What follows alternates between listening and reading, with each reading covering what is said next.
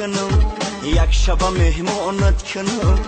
نامری تلفن تبته زبا که تلفنت کنم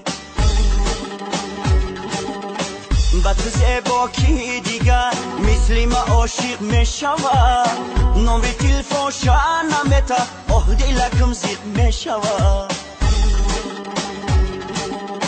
با تو زبا که دیگر مثل ما عاشق میشوه نامری تلفن شنمتا آه دلکم زیق میشوه نامری تلفن تبته نامری تلفن ما بگیری نامری تلفن تبته نامری تلفن ما بگی نامری تلفن شنمتا اخدا جان شبیگی نامری تلفن شنمتا اخدا جان شبیگی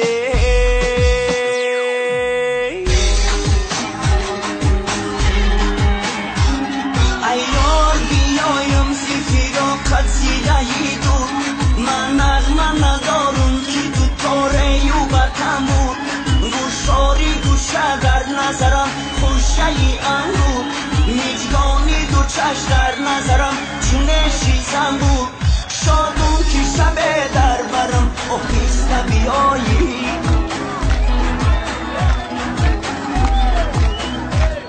ای نقرنگین داری چار دلت بینه مهی دل دارم شاله بسر داری خالا عجبا مگیریفتارم با خود دل و جان بگو دیگر قوتی دل ملبی بامم در خانه ترایی مگر زود برایی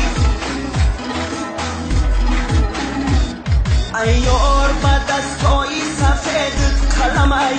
بنوگینه سرمه رمزن دل بری من پیشی آینه یا یارکی میده کی صد برگی تروم پیشم بشینه تو باشه اینم تور سری دستم بیایی یک شمسی فیراکی روی تنه دیدم مردم در بندی جیگر تری غمی عشقی تو خوردم یک نو بقی آمد حوثی روی تو بردم سر تا به قدم در کاکلای سبای تو مردم تو آبی لبی جوی به هر کوی دوانی تو آبی لبی جوی به هر کوی دوانی تو آبی لبی جوی به هر کوی دوانی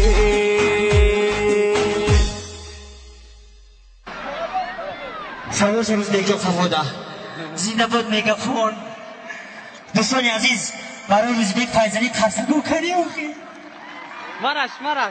روزبک جان زنده باشه یک ده روزی گریش میشود اینجا روزبک فیضانی با دست مبارکشان در ناحیه آوازدار بزرگ واسه تنتنه ایدانه رفته ایستاده است روزبک فیضانی رقمی نامبرشده را میکشوید این بعد جنگ بودای که روزبک جان یک بخوان 1947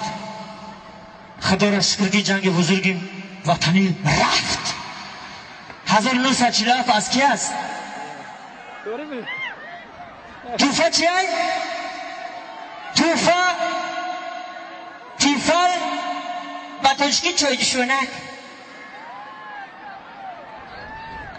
تیفل چای جشونک میمانی چایتم میرای سری تختم میایی که تیفل خوره دیگری رفته از کی است؟ 1947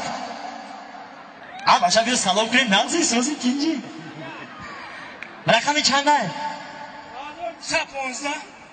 1215 مانند که مگه 1115 رزورات کنید ابرد نکولاب روید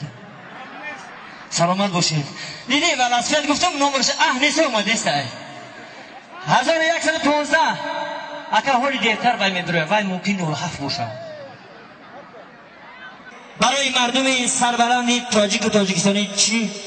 نیت و آرزو دارید؟ وعدت میدی رو برای هموطنانم تعریف گفته و خون امیدوارم که همیشه سربلند باشم